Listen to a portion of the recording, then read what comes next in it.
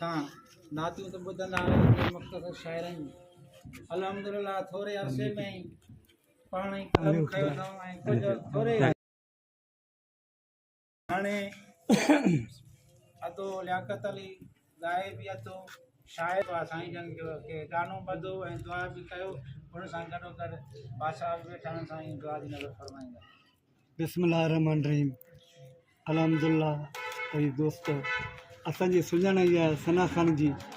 जीअं हज़रत हाजी क़ुरान में फरमाया जेसीं ताईं जान हूंदी जान में नात पढ़ंदासीं नबीअ जे शान में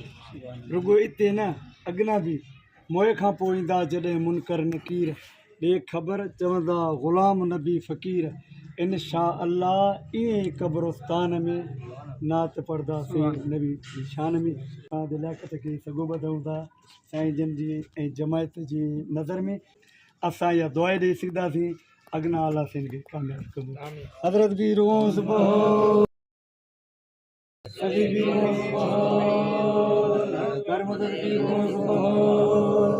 मुझे महबूब जी तारीफ गाईंदा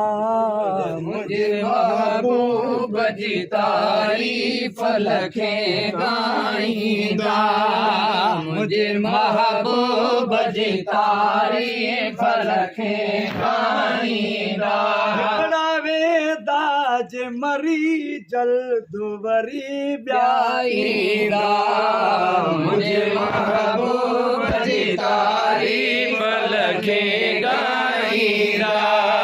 मुझे महबूब जी तारीफ लखे गाईंदा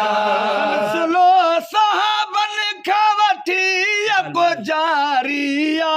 जोई हलंदो थो अचे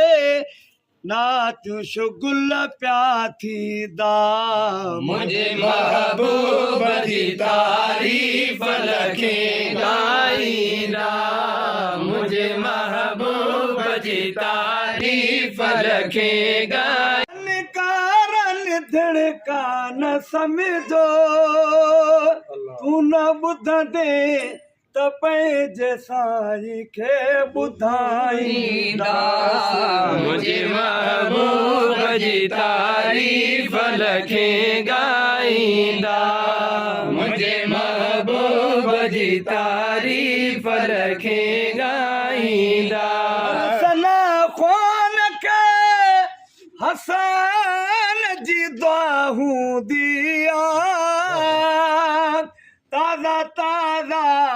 पया हे शेर गाईंदा मुझे महबूब जी तारीफ लखे गाईंदा मुझे महबूब जी तारीफ लखे गाईंदा वेदा जे मरी जल्द वरी ब्याईंदा मुझे महबूब जी तारीफ लखे गाईंदा अल्लाह उम्मीद त ग़ुलाम नबी इंशा अल्लाह उम्मीद त ग़ुलाम नबी मुंहिंजा बचड़ा मुझा माओ पियो बेनफो पाईंदा मुझे महबूब जी तारीफ लखे गाईंदा मुझे महबूब जी तारीफ लखे गाईंदा जे मरी जल्द वरी ब्याईंदा मुझे महबूब जी तारीफ लखे गाईंदा मुझे महबूब जी तारीफ लखे गाईंदा।